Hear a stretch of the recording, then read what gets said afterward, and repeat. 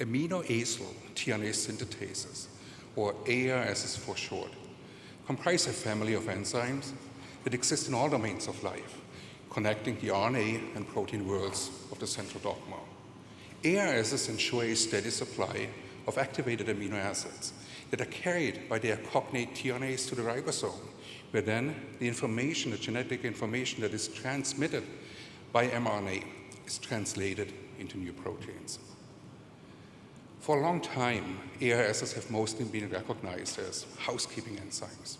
However, this simplistic view has not done justice to the complex biology of ARSs.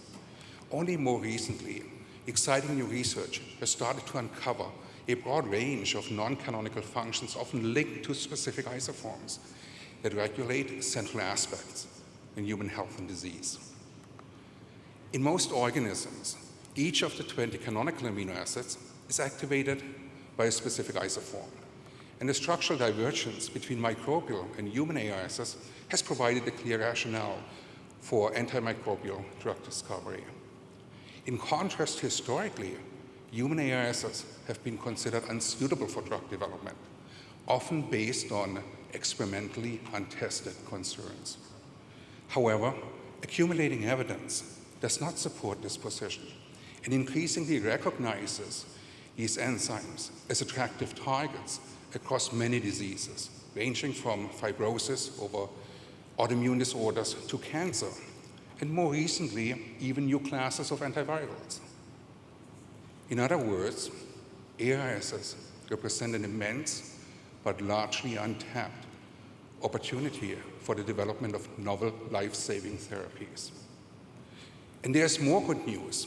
From a medicinal chemist perspective, ARSs are quite druggable. They feature well-defined protein pockets that appear to be ideal for the development of small molecule inhibitors. And in addition to the main active site, there are these isoform-specific additional domains that are also druggable, further broadening the therapeutic potential. So why, I'm sure many of you are asking yourself, why, with all of this apparent great potential, why have there not been more success stories? Why have we not already taken tool compounds and optimized them and developed them into drugs? The question is really, where do we start? Here's this famous quote by Sir James Black shown here, stating that the best approach for developing a new drug is to start with an old one. But what if there are no old drugs? With ARSs, we have a bit of a chicken and egg problem here. For most of the 37 human isoforms, there are simply no good starting points. We are trapped in a vicious cycle because without any drugs, we cannot interrogate the biology, we make no progress. Therefore, there's no interest, and without interest, no one is developing new drugs. So how do we break this self-fulfilling prophecy? The root issue appears to be rather mundane. One of the biggest challenges in ARS drug discovery has been the lack of robust, sensitive, informative, flexible biochemical assay platforms that would enable high-throughput screening campaigns to discover new inhibitors and then to support medicinal chemistry programs that further optimize these hits and develop them into drugs. In fact, the two FDA-approved ARS inhibitors, the antibacterial mupirocin and the antifungal tavobarol, as well as most of the other known ARS inhibitors, were discovered in phenotypic assays when scientists looked for compounds with antimicrobial activity. And only later, the respective ARS was then identified as the molecular and mechanistic target of this compound. So I believe the essence of the problem, but also the solution, is well captured by Sidney Brenner's insight that the progress in science depends on new techniques, new discoveries, and new ideas, probably in that order. Taking advantage of our powerful core fluor assay technology, which my lab has invented to enable previously elusive experimental designs, we have developed a simple mix and read assay for prolyl tRNA synthetase, or ProRS. This assay is not only much more sensitive, but also more flexible, more informative, more reliable than any existing platform. This assay also has allowed us to perform high throughput screens, which already have allowed us to identify novel inhibitor chemotypes. And while our initial focus was on ProRS, we have now shown that we can readily expand our platform to virtually any other isoform as well. To share some of our early success stories, I would like to introduce you to NCP26. NCP26 is a highly potent, poorly non-competitive inhibitor of ProRS.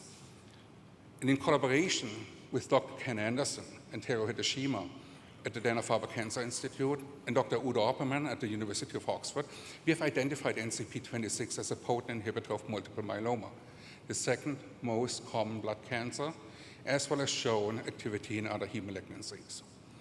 NCP26 is highly active against drug-sensitive and drug-resistant multiple myeloma cells and has a really good therapeutic index.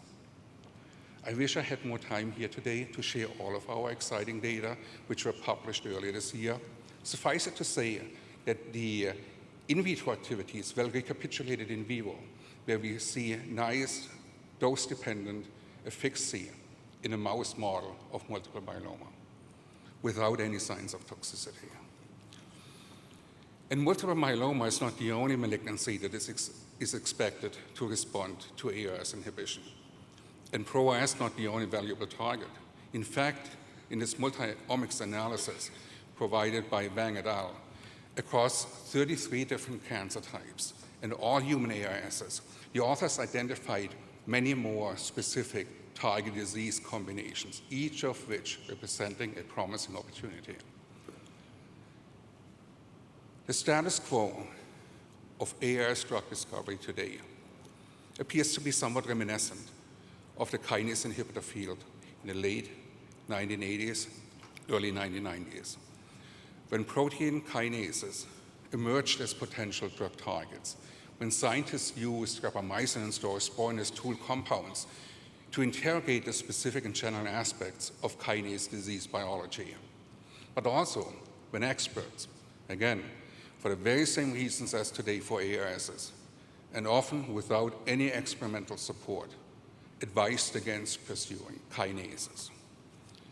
Luckily, not everyone listened.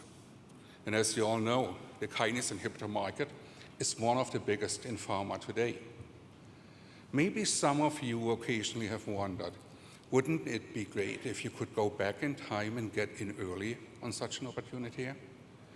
So in some ways, what we have here today is a time machine that will allow you to get in early on an opportunity that has the potential to be equivalent in scope and relevance to kinase inhibitors.